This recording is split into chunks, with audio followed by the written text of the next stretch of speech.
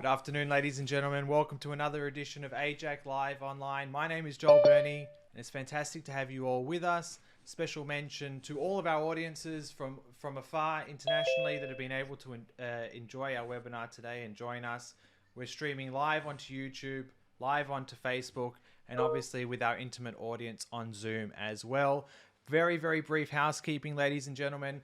I'm very proud to announce that AIJAC is bringing a physical international expert out to Australia, our first guest in quite a while due to the pandemic. So we have Olga Deutsch, who's the Vice President of NGO Monitor in Israel. She's an expert in anti-Semitism and the campaign of delegitimization against Israel. She will have a physical presence in Australia next week. We will send through in the chat feature the advertisements for the public function in both Melbourne and Sydney, and more faces that can attend those events. It will be great to see you all physically in an actual room together. Now, before I get on to Jonathan, as I said, we are streaming multiple platforms today, so you can see us on Facebook, YouTube, and Zoom as well. And our Zoom audience will be able to participate in our Q&A by asking Jonathan a question directly. We will facilitate that for you, and I will give some instructions on that before the question and answers. Those that are watching on our streams in both Facebook and YouTube, please feel free to post your questions in the chat, and then we will get them to Jonathan as the Q&A session continues. So now on to our main event, ladies and gentlemen. We have Dr. Jonathan Schanzer, who's the Senior Vice President for Research at the Foundation for the Defense of Democracies, where he oversees the work of the organization's experts and scholars. He's also on the leadership team of FDD's Center on Economic and Financial Power, a project on the use of financial and economic power as a tool of statecraft. Jonathan previously worked as a terrorism finance analyst at the US Department of Treasury, where he played an integral role in the designation of numerous terrorist financiers. He also held previous think tank research positions at the Washington Institute for Near East Policy and the Middle East Forum. Jonathan has written hundreds of articles on the Middle East, along with more than a dozen monographs and chapters for edited volumes. His newish book, Gaza Conflict 2021, Hamas, Israel, and 11 Days of War, was published last year, and I also believe has recently been translated into Hebrew. And this book challenges and corrects some of the widely inaccurate news reported during the conflict. It was the first book published on the war. Jonathan regularly testifies often before Congress and publishes widely in the American and international media. He has appeared on American television channels such as Fox News and CNN, and Arabic language television channels such as Al Arabiya and Al Jazeera. Ladies and gentlemen, the topic for this afternoon is a very important one: Iran, Russia, and a potentially disastrous US brokered nuclear deal. It is now my pleasure to hand over to AIJAC's Executive Director, Dr. Colin Rubenstein, to say a few words. Thanks very much, Joel. Welcome, everybody, and particular welcome to our guest of honour, Jonathan Schanzer.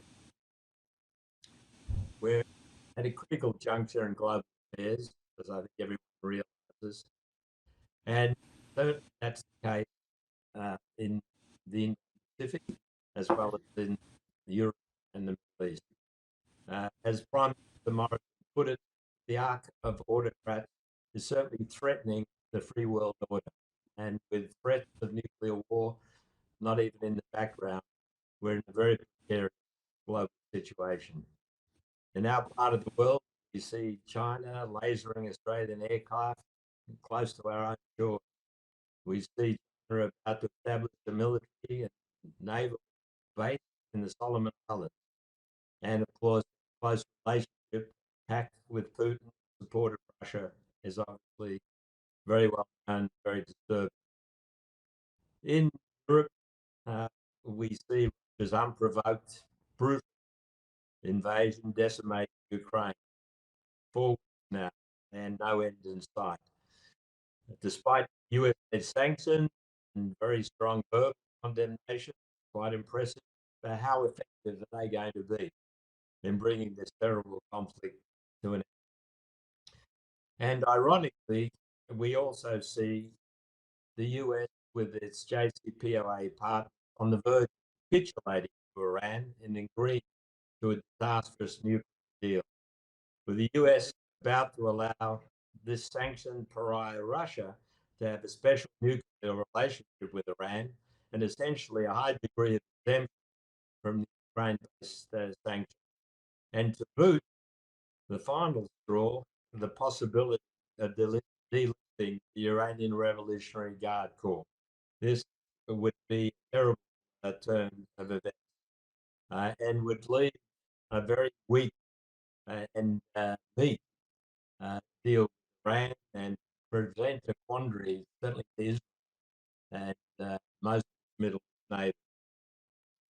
So there's so many other issues afloat. Iran's increasingly aggressive behavior in trying to acquire nuclear capability, their brazen behavior in almost every respect. The United States getting tough, actually, on Israel. We saw a very unwelcome speech by Ambassador Knives just last week.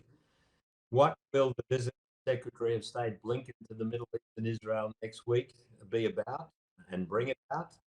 And at the same time, and on a more positive note, we'd like to hear Jonathan's views about the viability of the real Abraham Accords, bottom-up, people-to-people peace, which is holding very firm, and the possibility of a real thaw in relations between Turkey and Israel. These are some of the many issues on which Jonathan Spy is a genuine expert. That's why we've got him here today. That's why you're watching. And we eagerly await your thoughts on these and so many other issues, Jonathan. The screen is yours. Thank you very much, Colin. Really terrific to be with you and Joel and the rest of the AIJAC team. I certainly miss seeing you in person, but another discussion here. We've had a few technical difficulties, so I hope I'm coming through loud and clear. If I'm not, I promise I'll get back on as soon as possible. Looks like everything's going. It's working. Okay. It's looking good. He's just dropped off now. So, ladies and gentlemen, we are having some technical difficulties with the connection in DC. Jonathan is aware of it. We're trying to fix it on the go now. But as soon as we get him back on, we will loop him in, and we have some fail safes as well. So we'll just try it out, but please bear with us. Jonathan, we've got you back. Okay, I think there's an issue when there is more than one person on at a time, but I'll let you figure that out, Joel. I'll just go ahead and continue. So at any rate, glad to be with everybody, and hope to see everybody in person soon. Hope to see everything begin to ease up in terms of the restrictions, but not only the restrictions, the virus itself. So hoping that everything returns to normal at some point soon. But in the interim, we do have a full plate right now in terms of all the foreign policy challenges that we're watching. I'm going to start with Russia and Israel because I was just in Israel a couple of weeks ago. I learned a lot about the challenges that Israel is facing right now as it tries to contribute to the international efforts to counter Vladimir Putin on the one hand, but on the other hand, to defend its own national interests, to defend its own national security. And just to put it very clearly, the Israelis are walking a tightrope. There is no way. There's no way around it. The way the Israelis say it in Hebrew is that they're walking between the raindrops. That's the Hebrew expression for it, but it just means that they are really they're betwixt and between. Now we have heard over the last several days some very harsh criticism coming from some very senior people. Representative Adam Kinzinger here from the state of Illinois has told Israel that they need to pick a side, that he's not happy with the way that Israel is hedging, is the way I think he put it.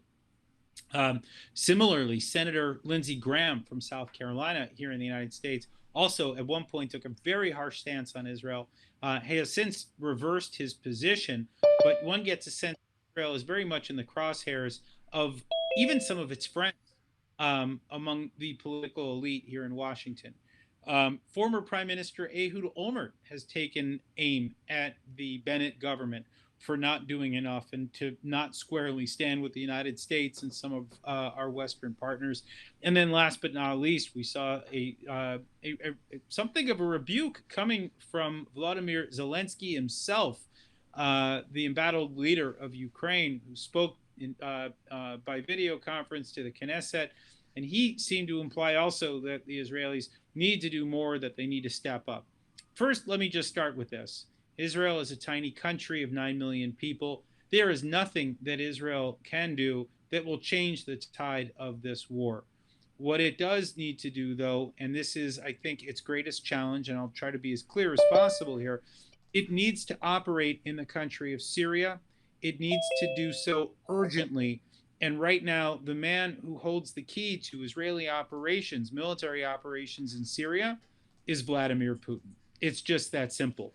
Now, how did that come about? Why is that the case? It was not done by design from Israel's perspective. The story starts in 2011 with the outbreak of the Syrian civil war. Various Sunni jihadi factions start fighting against the Assad regime, the regime of Bashar al-Assad in Syria. Assad, over the first 2 years of the war, had very few allies other than Iran and Hezbollah, and he was losing the war. It was at that point that, as it looked that perhaps his regime would fall, then President Barack Obama issued what we now describe as the red line, where he told Bashar al-Assad that if he used chemical weapons to try to keep his regime intact, to fight off his enemies, that would be a red line for the United States and that would trigger intervention. Well, in 2013, Bashar al-Assad bombed the suburb of Damascus known as Eastern Ghouta or East Ghouta. It was a moment that animated the United States. Barack Obama went around to the rest of the world looking for supporters for an intervention. He found very few. There were some American allies that backed this, but most did not. And he found himself really not with the coalition that he thought he would have as a president that was anti-war and that didn't want this in the first place, but was trying to uphold American norms. So he went back to the United States and he tried to galvanize support from within Congress. That did not happen either. We found that there was no support here in the United States for another war in the Middle East. And so what happened was the United States backed down from its own red line. Vladimir Putin saw that as an opportunity to step in. He said, fine, if you're not going to step in Syria, I will. I will be the leader. Russia will fill in the vacuum that the United States has left. And so he stepped in. He deployed some fighter jets, and then he began to deploy forces. And ultimately, he stabilized the regime. In the process, he also deployed the advanced S-400 anti-aircraft system. This is a deadly system. The United States and other American allies have been fearful of the way that it locks onto aircraft. It can be very disruptive, if not destructive, to an air force.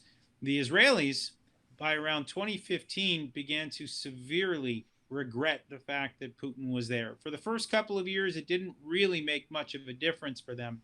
But in 2015, the Israelis began to realize that there was a smuggling effort that was going on in Syria. And basically, the story is that the Iranians were trying to ship advanced munitions. I've talked about it actually for AIJAC before. They're called PGMs, precision guided munitions. These are munitions that would enable Hezbollah, if they got their hands on them, to be able to hit multiple targets within Israel with incredible accuracy, within about 5 to 10 meters of the intended target. So when one begins to think about the fact that they could hit Dimona, or they could the nuclear facility in Dimona, or they could hit the chemical plant in Haifa, or multiple Israeli bases, and by the way, also be able to maneuver those munitions so that they could evade Iron Dome, you get a sense of why the Israelis identified the PGM threat as the #2 threat to the country, second only to the Iran nuclear threat. And so the Israelis began what they now describe as their war between wars in Syria, where they have actively targeted let's call it every fortnight, on average for the last 7 years. They have been targeting Iranian smuggled weaponry or weapons parts on their way to Hezbollah. The Israelis see this as key to their staving off of a major battle in which Israel could sustain significant damage. And the key to all of it is not just Israeli willingness to go into this space, but they have required a constant discussion, a deconfliction with Vladimir Putin And Putin has allowed for it. This is not an alliance. This is not a friendly kind of exchange. This is IDF professionals going to their counterparts in the Kremlin and explaining why they need to go, where they need to go, what it is that they're doing, and they have done so with success. That doesn't mean, by the way, that the Israelis feel safe in Syria. I had a briefing recently with an Israeli pilot who talked about all sorts of evasive measures I can't get into here as I was briefed in confidence, but I'll just say that this is not for the faint of heart what the Israelis have been doing in Syria. It is still enemy territory controlled by a power that they are not entirely at ease with. And so the Israelis need that freedom to act, and they need the acquiescence of Vladimir Putin. And so that has been the primary concern and the primary constraint as the war in Ukraine broke out, and countries around the world have looked for Israel to take a tougher stance, for Israel to get more involved. Now, let's just talk for a minute about what Israel has done. Israel has condemned Russia at the United Nations. Of course, it was one of about 140 countries that did so, and it could kind of blend into the crowd. But there was concern, even in Jerusalem at the time of the vote, that doing so might anger Putin and could put Israel on the hot seat. Now, if you remember, actually, the invasion of Crimea back in 2014, I actually didn't remember this. I read about it recently, that Israel didn't vote. And it wasn't because Israel was afraid. This was before the 2015 realization that there was this PGM pipeline. This was before then, but there was actually a foreign ministry strike that was going on at the time. The diplomats had decided that they were no longer going to work until they got better compensation from the foreign ministry. And so for many in Israel, when they're within their diplomatic corps, this was unfinished business. This was a moment for Israel to demonstrate clearly that it stood with the West, and it did so. And I think many in Israel were very proud of that fact. Now, since then, we've also seen Israel deliver its largest ever aid package to any country in the world. It sent 3 planes with 100 tons of food and medicine and clothing and other dry goods to the people of Ukraine. This was a significant thing for Israel, a country of its size. It has also stood up a field hospital, which I think Israelis are very proud of. And they're also making plans right now to welcome refugees. There are about 250,000 Jews that were living in Ukraine at the start of this crisis. There are about 50,000 high-tech workers that were working for Israeli companies. It's unclear how many had overlapped with those 250,000 Jews, but the Israelis are doing what they can right now to prepare for a massive influx. Of course, this is something that Israel welcomes, as they always look to add human capital to the country. But at the same time, it cannot be disputed that they are working right now to offset some of that human crisis that we see in terms of refugees. Now, the most important thing, of course, that Israel has done is that it has engaged in direct mediation. I was not sure that Bennett would do this, but the fact remains is that because of the position that Barack Obama put Israel in back in 2013, Bennett was in this unique position where he could speak to both Zelensky and Putin and Biden, and, by the way, also the Chancellor of Germany and other European states. So Bennett was in this unique position, and he took advantage of it. In fact, as most people know, he flew to meet with Putin on, I think it was 2 Saturdays ago, on Shabbat. A significant move for an Israeli prime minister, the first Israeli prime minister who is modern Orthodox. This was highly irregular for an Israeli prime minister to do that, let alone somebody who was very religious. He went citing pikuach nefesh, which is about it's basically the Talmudic term for saving lives. And Bennett took that very seriously. He, of course, has not been able to achieve any significant success. I'm not sure that that's up to him. I think really at the end of the day, it's up to Vladimir Putin as to whether he wants to stop his assault on Ukraine. Now, in terms of what Israel can't do, as it fears that Putin may block access, the Israelis are very fearful of imposing sanctions. This they feel will ultimately lead to Putin blocking the air that Israel needs to access in the skies over Syria. Now, one of the reasons why they're doing it is certainly out of fear, okay? That Vladimir Putin has described sanctions as being tantamount to war. And of course, Israel does not want to declare war against a country that is key to one of its core national security needs. But there's also another problem, and that is that the Israelis lack the ability to impose sanctions. And this is something that's very new to me. As many of you know, when I worked at the Treasury, I specialized in sanctions for several years.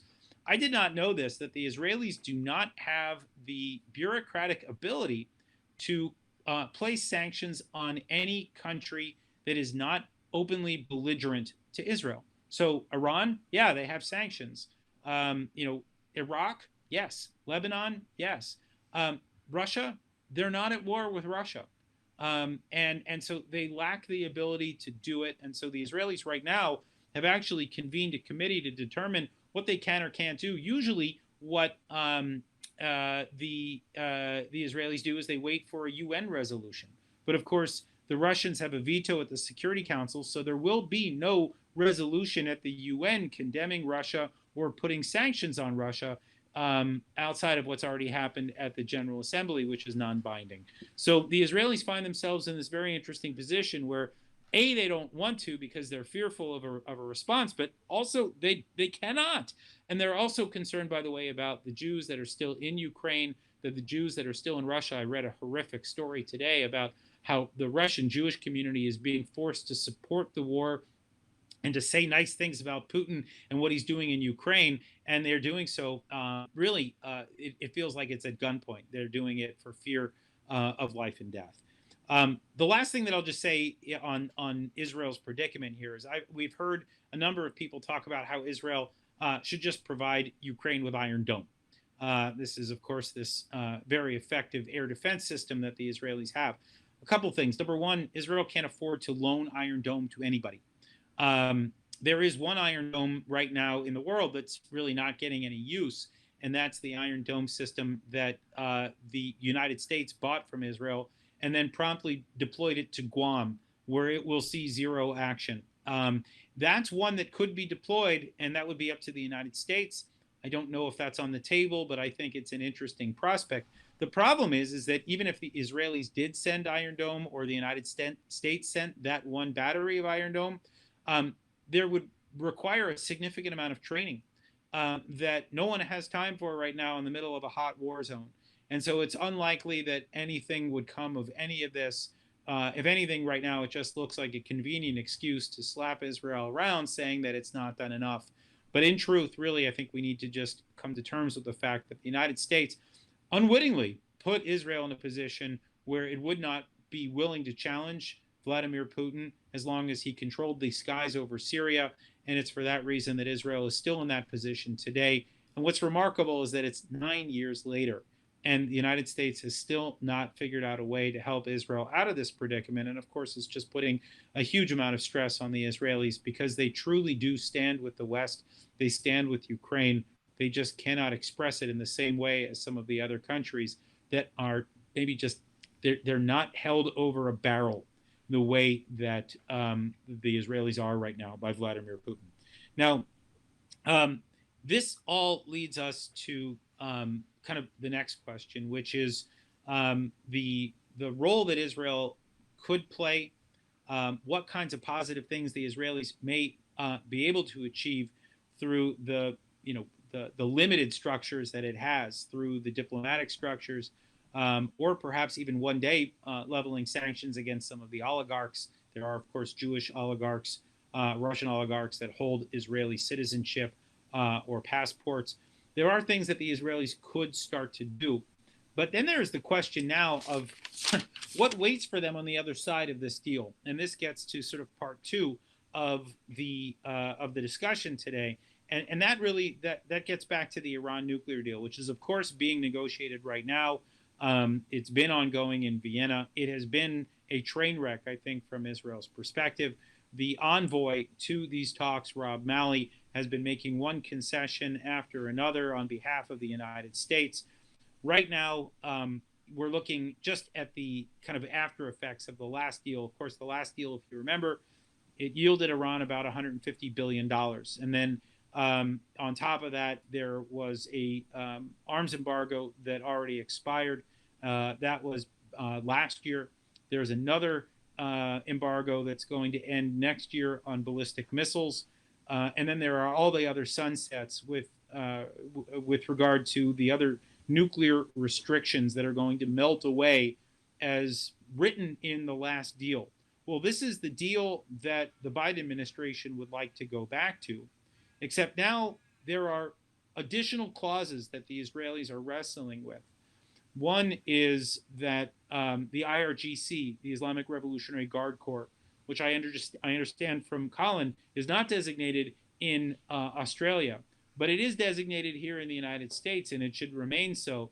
The Iranians are making the demand that the IRGC, which really sponsors just about every major terrorist group in the Middle East, and we're talking about Hamas, Hezbollah, Palestinian Islamic Jihad, the Houthis. They've even supported groups like Al-Qaeda in the past, the Muslim Brotherhood. It's really remarkable the depths to which the regime will sink to support these groups through the IRGC. So it appears that the IRGC is about to get delisted here against some of the outcry that we're seeing, not only from Republicans, but also from Democrats. And so that will be, I think, quite a controversy here in the United States. It could be that the United States steps back from that decision. But then there will be others. There are, according to what we're hearing about the deal right now, the Iranians are calling for the closing of 4 different files at the International Atomic Energy Agency, the IAEA, including one site where it is believed that Iran has been processing uranium metal, which is a core component for a warhead. Really remarkable that this would even be on the table right now, but this is what we're hearing out of the Vienna talks. We're also hearing that the Supreme Leader's own fund called ICO, this is basically a slush fund for the Supreme Leader, that will also get delisted. Sanctions will be removed from that. There will be about $130 to $140 billion that will come to Iran. They will flow to Iran by way of sanctions relief in various forms, oil, businesses, etc. But the worst thing that we've heard, and of course, none of this has been announced formally by the United States. Some of these things have been floated. They've been discussed. Some have actually been leaked out of the Iranian press. The worst thing that we've heard up until now is what some are calling the inherent guarantee, which is basically a guarantee to the regime in Iran that if a future American administration pulls out of the deal for any reason, whether it's Democrat or Republican, it doesn't matter, there will be consequences, and those consequences will be that Iran will be able to enrich uranium up to 60%, which is most of the way to weapons grade. And then on top of that, they will be able to begin to install advanced centrifuges on a mass scale. This would basically put Iran in a position where it would be almost turnkey in terms of its nuclear program, approaching the limits of where, for example, Japan is. But Iran is no Japan, and of course this would put everybody on edge, knowing that Iran could be a few weeks away from breakout under such a circumstance. Now, all of those things are outrageous in their own right. Then comes, amidst the war in Ukraine, the Russians make another demand. So the sanctions are beginning to pile up on Moscow, and that's when we hear the demand that they want a special carve-out so that they can continue to trade with the Iranians regardless of sanctions on them.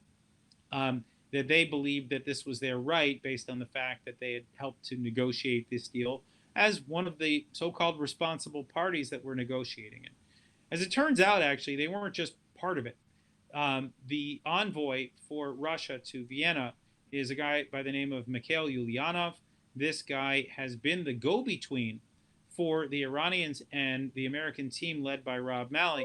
The Iranians will not speak directly with the United States. So they have used this Russian diplomat as their go-between, and he is, according to all accounts, he's been the one coming up with compromises. He's been the one coming up with solutions when there have been impasses along the way. So in many ways, this is a Russian brokered deal. And here they are asking for a carve-out for their sanctions. Now, this was when President Biden here called home his team for consultations. Other countries did as well. And for a few days, it looked as if the Iran deal was hanging in the balance. As it turns out, they found a compromise. And the compromise is possibly more shocking than the sanctions relief that the Iranians were asking for in the first place.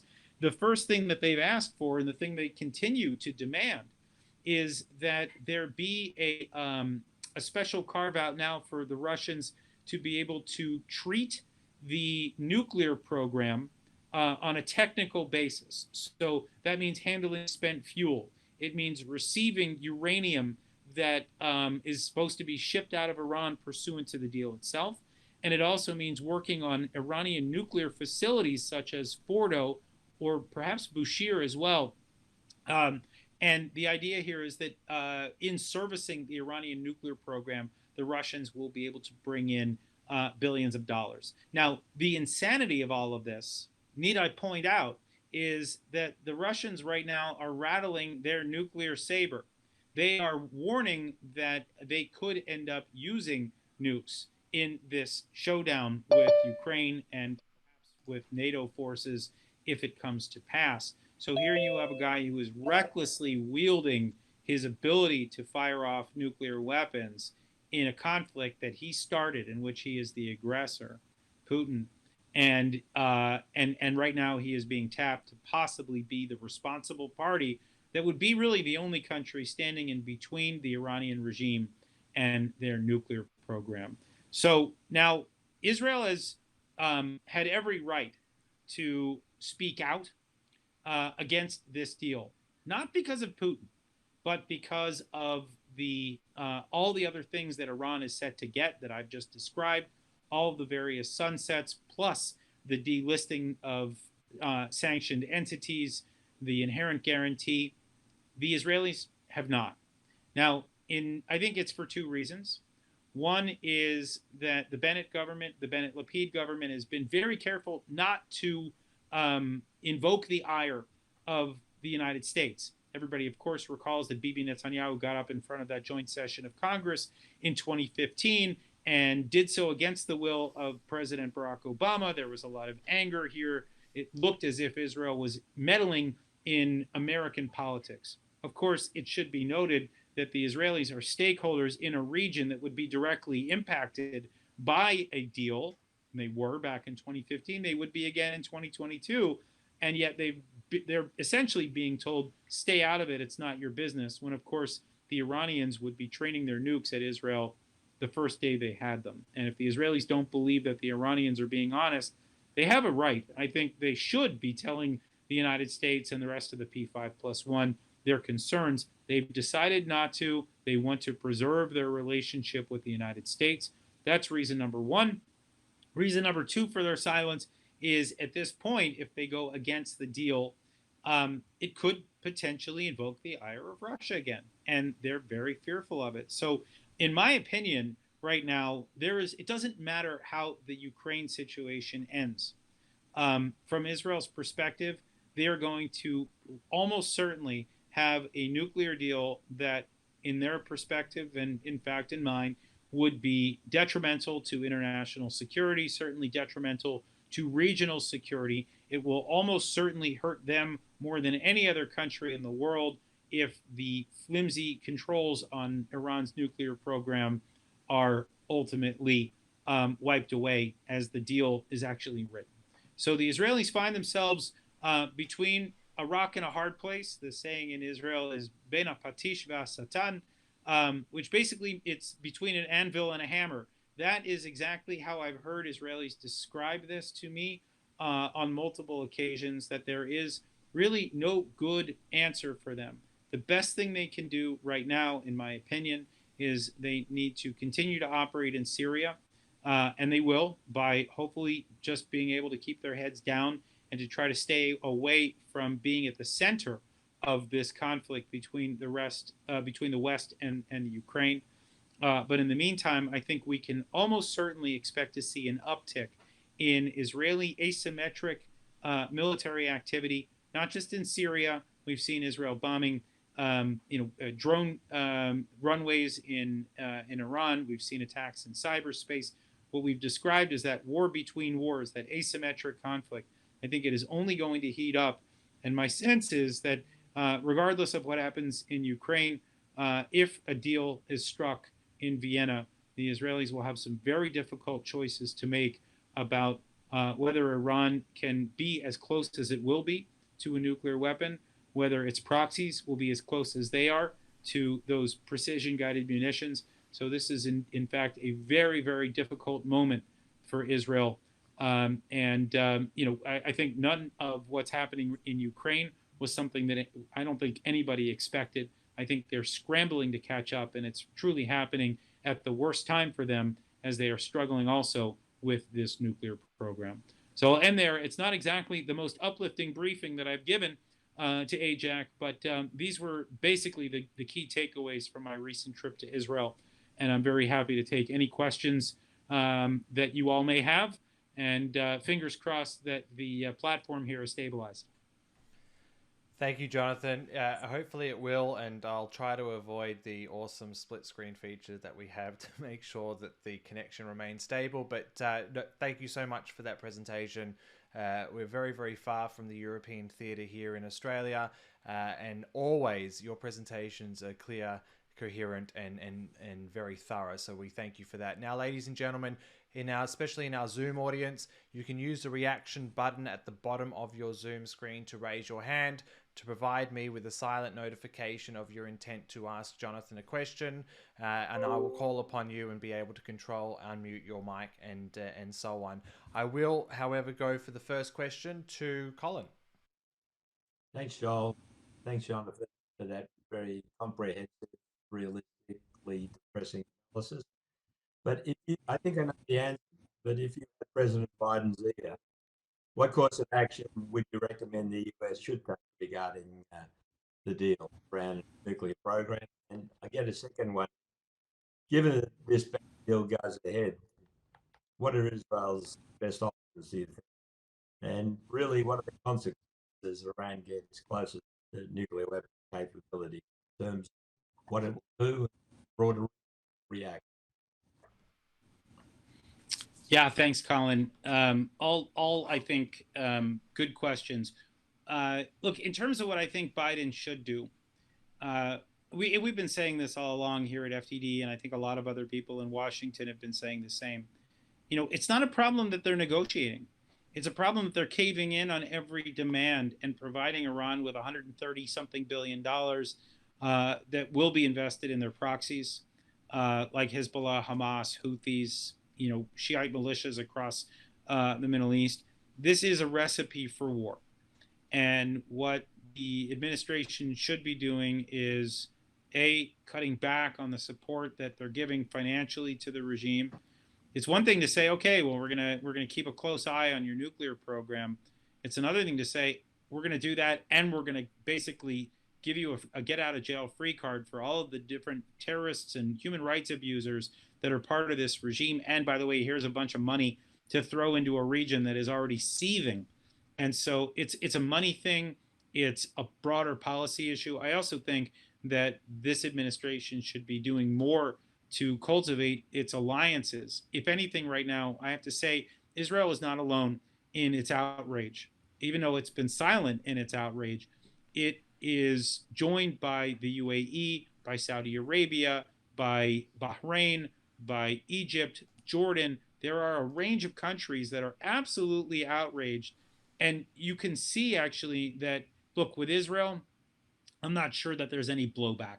The Israelis know that they only have one home, and that is with the United States, even when it appears that they're getting abused by their partner. But you look at the UAE and Saudi Arabia, and they're actually withholding energy, right? At a moment where there's an energy crisis around the world, they are not interested in helping the United States because they want to express their outrage. And so my advice to Biden would be, stop throwing money at the bad guys and start actually arming up and acting like an ally to your real allies in the region. This, I think, has been lost on this administration. And by the way, there's one major change that we can see between this deal and the last one. The last one happened in 2015. That was during the Obama administration's final years. This one is happening now, where we're probably 3-4 years into what we describe as the great power competition with China and Russia. Initially, I thought really it was only China. Now Russia has obviously inserted itself into this picture. And, you know, if the idea here is that the United States, and by the way, other Western countries like Australia, like the UK, all the Five Eyes, if they're looking for allies to counter the rise of Russia and China, they need to work with the friends that they have, not alienate them. And so it looks as if right now that the United States and its key Western allies are sacrificing their Middle Eastern friends for an Iran deal at the expense of this great power competition. And I think it's a huge mistake. I think that if Biden takes this as seriously as I hope that he would, that Russia and China would be the primary areas of focus for him, and that the Iran deal would take a back seat. We could return to it at another point, but Iran does not pose the same threat as these other countries. And I think the United States has its priorities backwards right now. They're trying to do everything. And in the process, I think they're going to do none of the above. Now, as far as what Israel can do, I did mention it's got the ability to continue to conduct this war between wars, which won't destroy the Iranian nuclear program, but it will weaken Iran, and it will continue to demonstrate to the world that Iran has weaknesses. There's a psychological element to this as well. The real question is whether the IDF thinks that it's ready to do something drastic, to fly its planes into Iran, to bomb specific targets, or to wage a significant cyber war, or to engage in some other kind of activity that would set back this nuclear program by years. I don't know if the IDF appears ready. That was not the sense that I got at this moment. Now, that could all change in another 2 weeks or a month. I don't know.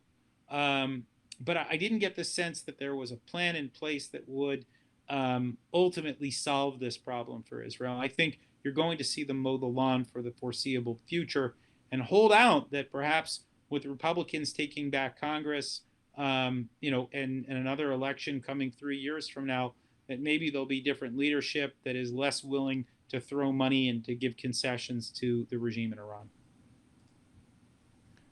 Thank you for that, Jonathan. I now like to hand over to Dr. Ran Porat to ask the second question. Hi, Jonathan. Thank you for this very important presentation, very to the point. My question is about the Russia-Iran sort of relations, and the fact that Russia is asking and getting from Iran suggestions and advice on how to actually circumvent the sanctions, water down their impact, and either in a practical way using all sorts of straw companies or just with purchases in ruble from Russia of weapons or any other products. Can you comment about how Iran's sort of negative output in that context? Yeah, it's a great point, I think you've pretty much answered your question to a certain extent. I mean, the Russians are in fact looking to Iran. The reason why they're looking to Iran is because Iran has years of experience in sanctions evasion. They have the cutout companies, the carve-outs. They have the channels that they've used, by the way, with Hezbollah and narco traffickers in South America and places like West Africa. Heck, some of what we've seen has even taken place here in the United States, right under our noses. The Iranians have been brazen about this, and they have worked with a wide range of countries, by the way, including the UAE, including Turkey. I mean, countries that have typically been viewed as more aligned with the United States than not. The Iranians have found ways to throw money and essentially bribe various countries or companies to help create these carve-outs. So Iran becomes very valuable to the Russians as they face these sanctions.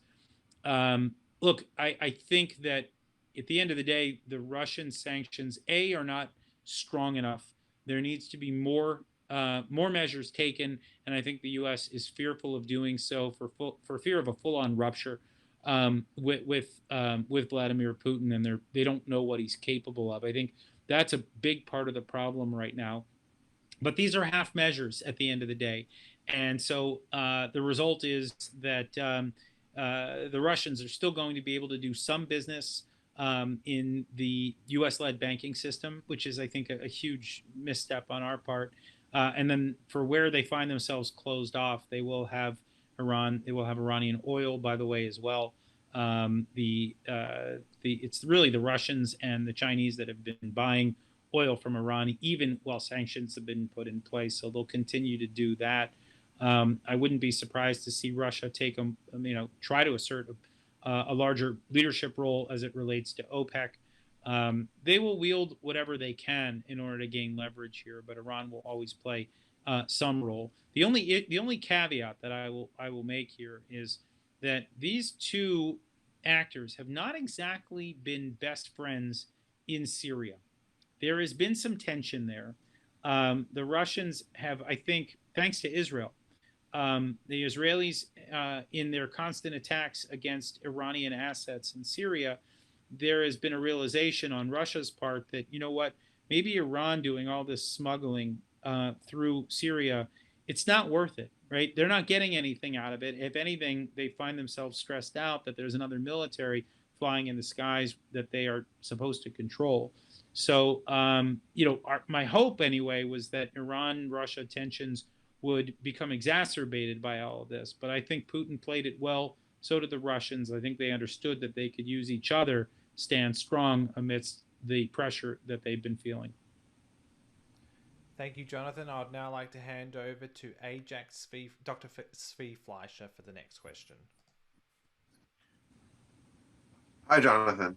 As you sort of made clear, the net effect of a renewed Iran deal is that in a few short years, Iran is a nuclear threshold country, a country with the capability to make nuclear weapons at any time, in large amounts.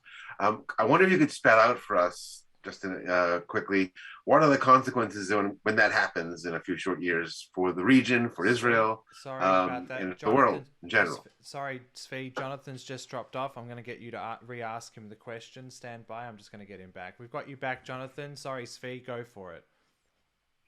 I'll ask my question again. As you've made clear, the consequences of the Iran nuclear deal is that in a few short years, thanks to the sunset clauses, Iran will be a nuclear capable power, able to quickly make nuclear weapons at any time, with no ability to stop them. I wonder if you could spell out for us quickly what are the consequences for the region, for Israel, and for the world of having that situation in place. Yeah, I mean, look, it's a good question. Look, the first go through. We are very likely to see what the Israelis have described as a nuclear cascade. That you'll see a number of other countries, Saudi Arabia, Egypt. Apologies for that, ladies and gentlemen. He has dropped off again. It seems as though that there's some connection issues in his DC office. He will call back shortly. My apologies for that. Whilst I do have your attention while we're waiting to get back on with Jonathan, I will send through the advertisements for the public function for Olga Deutsch, who will be visiting Australia as an AIJAC visiting expert from Israel next week. So there will be a public function on Tuesday evening in Melbourne and on Thursday evening next week in Sydney, and I'll send through the details of that event shortly. I'll just see if Jonathan can make his way back, but he does appear to be having some network issues that are slowing things down there. We will do our best to get him back.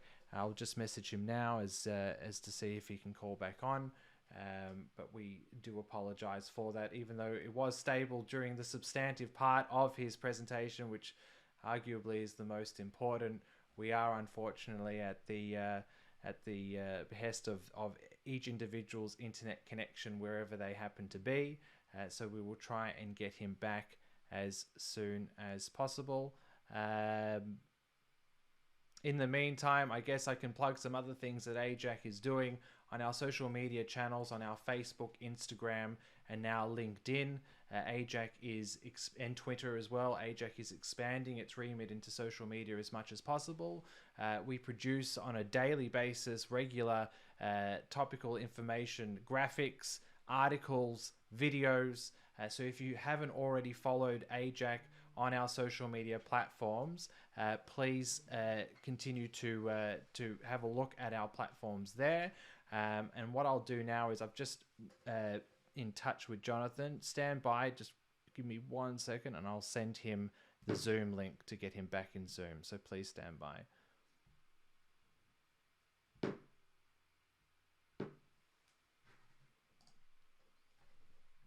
Arik, can you send him the Zoom link?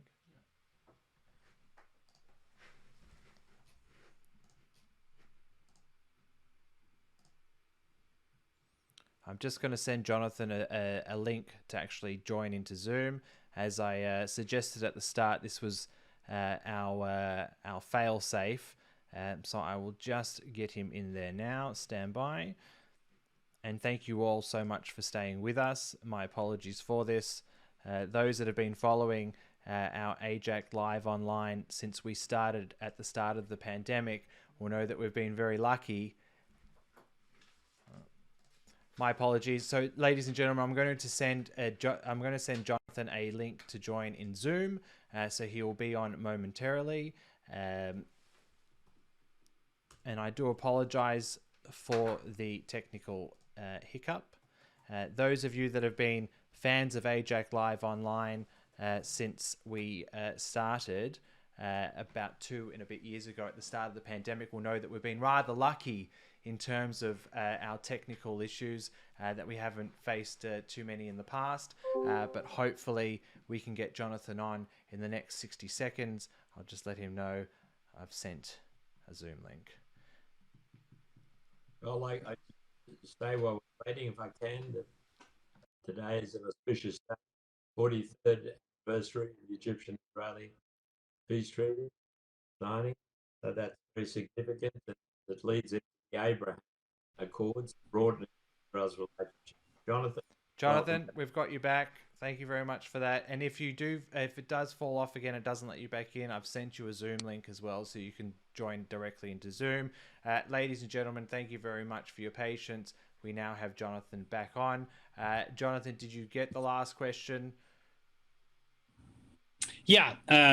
So what I was saying is that the concern is that there could be a nuclear cascade that would basically prompt a number of the other countries around the region to basically follow suit, understanding that there's very little that the West can or will do if a country decides to, stand up a nuclear program and then insist that they deserve one. So this is, I think, going to be one of the things to watch. It will make, I think my view is that India-Pakistan will look like child's play when you begin to have a number of countries, by the way, a lot of unstable countries, countries that have autocratic regimes, less predictable regimes, that you could see one toppled, and then you have another leadership that takes over, right? Imagine another Iranian style revolution along the lines of what we saw in 1979, where an autocrat is toppled, and in place of that regime comes Islamists, right? This is the concern that I think everyone is going to have as a result of this nuclear deal. And then, of course, there's just Israel is going to be very concerned about what is described as a nuclear umbrella. That it may not be that the Iranians wish to use a nuke against Israel, but they want it as the ultimate insurance policy. Not unlike what we're seeing from Vladimir Putin right now. That anytime it seems that perhaps he's looking weaker or that he might be vulnerable to attack, he reminds everyone that he has a nuke and that he's not afraid to use it. This is, I think, a lesson that is not lost on much of the Middle East right now. They see the importance of not relinquishing that nuclear option. In fact, brandishing it will allow one to stay on the offensive even when they're losing which is what's happening right now with Putin. Thank you, Jonathan. I'm actually going to even limit the amount of buttons that I press just to make sure that we keep you in. I will hand over to AIJAC's Aaron Shapiro to ask the next question. Yeah, thank you, Jonathan. That's a really interesting talk. And what I'm concerned about, I know we've had a talk that's been focused on certain issues, but I'm seeing a very disturbing breakdown in American, in respect for America worldwide. Today, the news, and it hasn't really gone in through the American channels yet, but China has now made a draft deal with the Solomon Islands, not only 2,000 kilometers off Australia's shores, that would open the door to a Chinese naval presence and military presence in the South Pacific. These are red lines that no American administration could take sitting down, and yet it's hardly even making, under the current climate, it's not really getting the attention that it normally would. We saw North Korea do a launch of a nuclear test, I believe, in the past 48 hours or so, that is, again, testing the limits.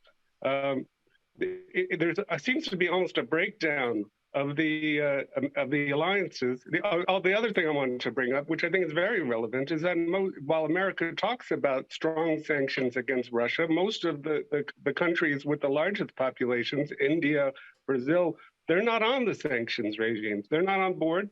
And Russia and Ukraine together have a chokehold on food security in many countries around the world. So I just, from what I'm seeing in Washington, I don't think they're really getting a grasp of what all their actions are doing. What they do in Vienna doesn't stop in Vienna, and doesn't even just stop with the nuclear program or Iran. It's what they did in Afghanistan didn't stop there. These are messages that are changing the entire way that America is being perceived around the world. And I wanted to ask if you're seeing that as well, and if this is something that can even be reversed with a change of Congress. Yeah, your question is a loaded one. And by the way, I don't see the tone of our conversation becoming more uplifting with your question, unfortunately. Look, I would say this, that when the invasion of Ukraine began, the conversations that we were having here at FDD and with friends around Washington was that this was a test. This was a test to see whether the United States would react. My fear was that the administration was going to be utterly predictable. There would be harshly worded letters at the UN. There would be talk about 19th century behavior. There would be sanctions. These are things that are very predictable. The question was, what would the United States do in terms of bolstering NATO defenses? What would the United States do in terms of deploying forces? Would the United States rise to the occasion and actually snarl back at Vladimir Putin? It was really a question of deterrence. And, the fear was, and I think it's still the fear, and I think you're pointing to exactly the kinds of concerns that we have, is that this would be a signal to other revisionist or rogue states around the world that America's not upholding the U.S.-led world order, that perhaps there isn't a U.S.-led world order, that perhaps, there was one at a time where the United States was the lone superpower and was willing to enforce the rules that it had set around the world, that if you violated certain norms, you would pay a price. And we saw it in places like Iraq or in the former Yugoslavia, in places around the Middle East for a number of years, Afghanistan, of course. Now, I think there are questions about America's willingness to remain on the battlefield, America's willingness to pay a price. And I'm not sure we see it right now. And I think that explains the Solomon Islands grab that we've just learned about today. I think it explains the popping off of missiles by the North Koreans. And I would suspect that, maybe Taiwan is within view right now of Beijing. And I suspect that we may see other things happen as well. the order does feel like it's breaking down. Now, look, that's all the bad news. The good news is that if the United States and some of its allies decide that it's time to mount a measured but yet unmistakable response to halt some of this aggression and to begin to give the world a sense that there is still order, that there is still structure in the system that we created, then I think, at least there could be a way out of this. The problem that I hear is that when Putin gets a taste of what it's like to conquer, and that China sees that all of its ambitions are, in fact, achievable, that's when the problems really start. And again, we're back at great power competition. In my view, the United States shouldn't be making new allies, shouldn't be spurning friends. It should be looking right now to try to create an alliance that is ready for what could happen if this goes too far. And that's where I think it's just been a misallocation of resources. It's not been enough focus. So I take a very dim view of this administration's current foreign policy. They're not to blame for Putin or Xi Jinping being aggressors. They're not. But at the end of the day, aggressors are very predictable in the sense that if they don't feel that they're getting stopped, they're not getting punched in the nose, as they say when we talk about bullies, that they'll keep going. They have no reason to stop. And that's the real concern that I think a lot of people have right now, that this could be a signal to the world's bullies that it's open season. Thank you, Jonathan. We've just hit the 60-minute mark, but if you will indulge us on 2 further quick questions, I'll now hand over to AIJAC's Jamie Himes. Thanks, Joel. Thanks very much, Jonathan. Just on a different tack on a couple of items of news that have come just this week. First of all, we've had the announcement that Anthony Blinken, the US Secretary of State, is now about to embark on a tour of the Middle East. So I'm wondering what he hopes to achieve by doing that and whether you think he actually will. And we also recently heard that the PLO has announced that it's suspending or voiding all agreements with Israel. And I'm wondering what you think the effect of that might be. Thanks. Sure. I would say on the first, I think there is a clear sense at the State Department that they're spurning allies and that they need to come back to the region and try to reassure people that they have the Iran situation under control. Of course, they don't. And I think I think maybe the question before raised this issue of food insecurity, that there will be a shortage of grain as a result of the Ukraine-Russia crisis. I think that's clear. These two countries make up a significant amount of the grain that is exported to the Middle East. And if you remember correctly, it was a rise in the price of bread that was one of the factors that led to the Arab Spring in the first place. So I think you have a lot of folks in the region right now that are wondering whether instability is on its way. And they're concerned, by the way, also you can add fertilizer to that as well. That is also another major export coming out of Ukraine. And that will also likely not be at the same levels. It's obviously unclear to all of us right now what the lasting impact of this will be, but I would expect some disruptions. There's also obviously the need to appeal to some of our allies who feel spurned by the Iran deal. There's concern about, getting energy production back up. I would say that this is not really a charm offensive, but rather an attempt to try to calm some nerves is the way that I would describe what's going on here. I can't see it any other way at the moment. As for the PA, I would be shocked if they actually follow through with this for any significant period of time. They're constantly threatening to cut off, in particular, the security cooperation with Israel. But as everybody knows, Israel actually keeps the West Bank safe. It's Israeli forces, Israeli intelligence, the Shin Bet, that ultimately keeps the Palestinian Authority in power. If they try to cut Israel out of the equation, Israel's not going to go quietly because they still see the West Bank as an important buffer against the rest of the Middle East.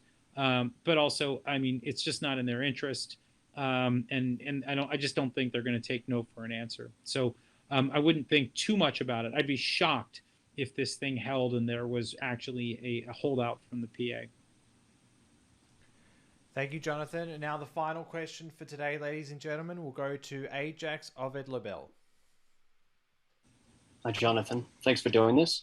I just wanted to ask about a country that wasn't mentioned as much, which is Turkey. So given the Israeli president's visit recently to Turkey, how do you see the possibility of Israel-Turkey normalization panning out, and what impact might that have on the region? And then I just wanted to ask about the visit of Bashar al-Assad to the UAE. What do you think it means? What are they doing? Two really, I think, fascinating kind of changes that are happening in the region. One is that I think the Arab world is trying to bring Assad in from the cold. They're trying to wean Assad off of Iran. And this has been a process that's been in play now for probably 6 or 8 months. I've not been very optimistic about the prospects of this. I do think that the Iranians are likely in Syria to stay. But I also know that that may be one of the reasons why Assad is having these conversations, that he's maybe growing tired of the people who saved him, but now are wreaking havoc on the country that they saved. And so, you know, I think there comes a time for any regime that's gone through what Assad has, that he'd like to try to go about rebuilding his country. And it doesn't look like the Iranians are going to leave anytime soon, and that they want to continue to exploit the fog of war to ship these weapons back and forth. And so the UAE is in a unique position where they can actually convey messages, possibly from Israel, certainly from the rest of the region. I think Assad would love nothing more than to get back into the good graces of some of his Arab allies. So it'll be interesting, but I'm not sure that I see this going in the right direction. The man is, after all, a war criminal. He has killed hundreds of thousands of people in many circumstances in indiscriminate ways.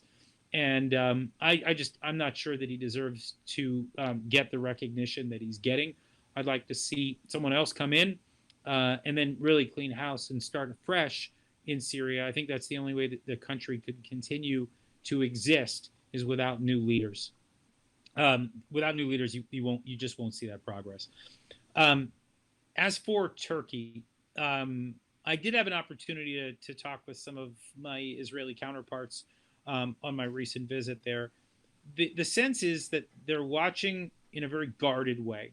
They don't believe, after years of anti-Semitic, anti-Israel, radical pro-Hamas diatribes and stunts like the flotilla and supporting ISIS and supporting Iran, that this guy is serious.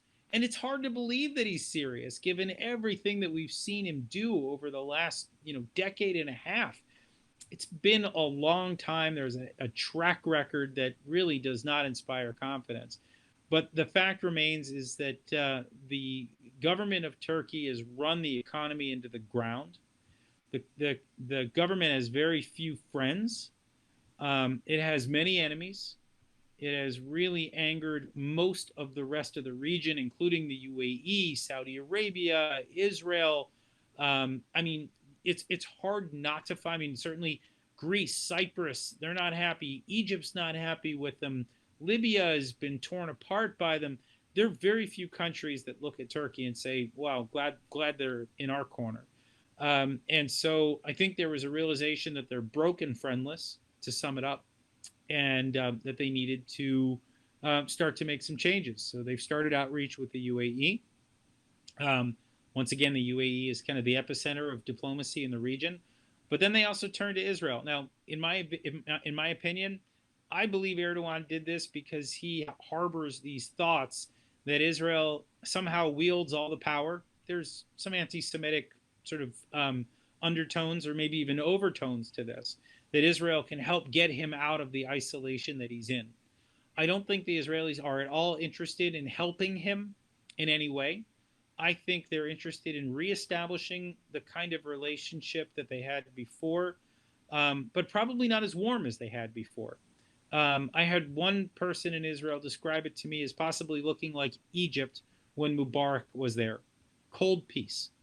And I think, by the way, that would be a real step in the right direction, and that maybe over time with new leadership, you could begin to see the evolution of this relationship, maybe back to what we saw in the 1990s. But I wouldn't trust Erdogan further than I could throw him. And I wouldn't mind throwing him, but yeah, I don't see major change coming. It is helpful, by the way, that you see Turkish drones flying over the skies of Ukraine. It looks like Turkey is actually taking its NATO membership seriously for the first time in I don't know how long. They actually talked about giving back the S-400 or sending it to Ukraine even.